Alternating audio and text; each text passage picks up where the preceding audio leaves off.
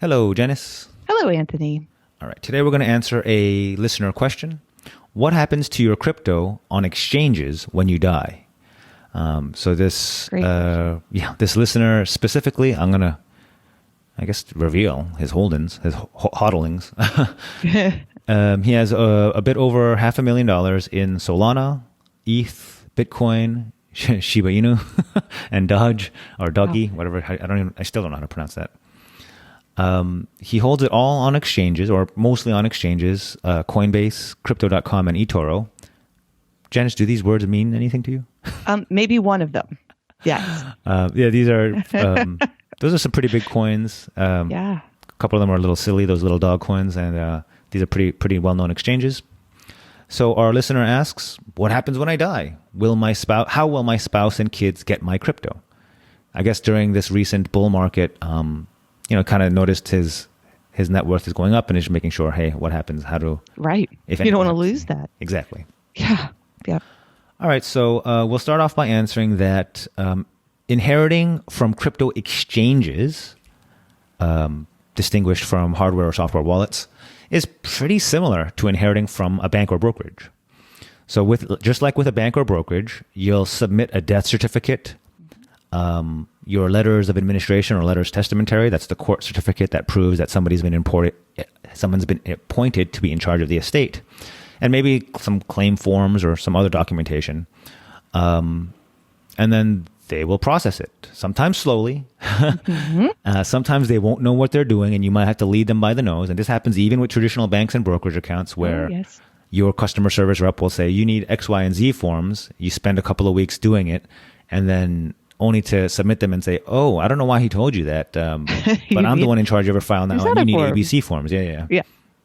That happens all the time.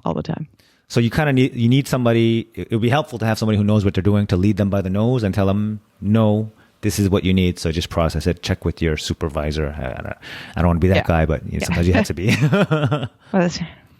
Got to keep it moving. Yeah. And the result is, yes, your executor or administrator will have access to your crypto through the exchange account. Now, what's not quite clear, because this is still relatively new, is whether or not your executor will collect your crypto in kind, meaning will the actual coins and tokens be transferred to your executor, or will it be liquidated and will they get a check?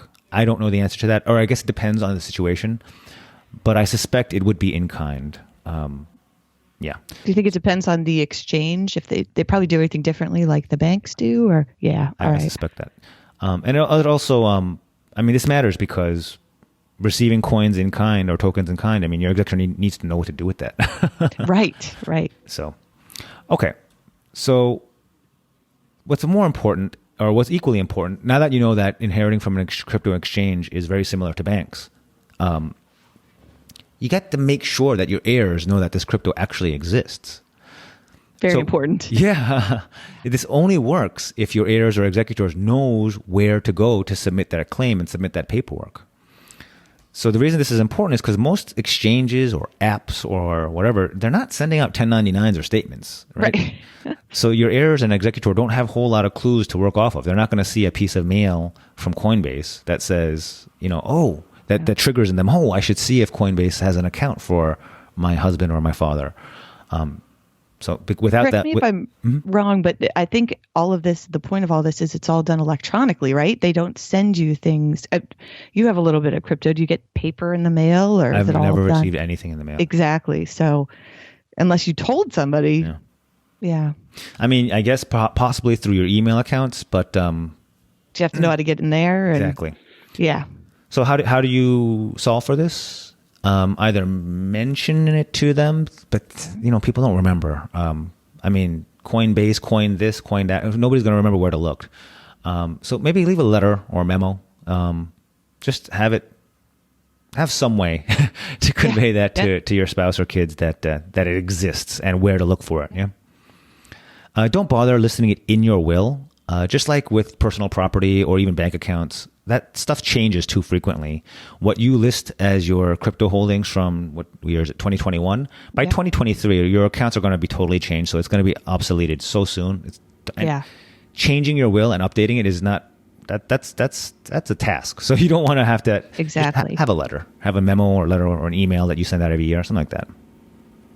And I think cryptocurrency is evolving as we speak, right? By the time we even publish this, something else will be a little bit different. Yeah. It changes so frequently right now. For sure. Yeah.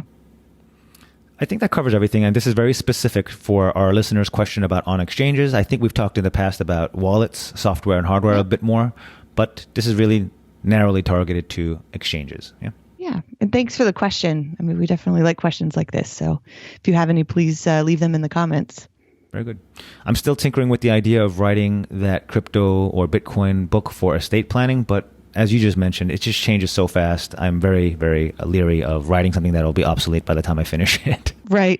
And of course, I would like you to write it because, I think it's great information. But yeah, I think you're right. Like it just keeps, maybe once it settles a little bit and there's more process, like across the board, I don't know. It's tough. But once it settles, the topic will be less exciting to me. And I don't think I'll want it. True. But it's always going to be around and people might always have questions. So. Very good. Yeah. Okay. That's it for today. Thank you, Janice, as always. Thank you, listener, for the question. And thanks everyone else for listening. Take care. Thanks. Bye now.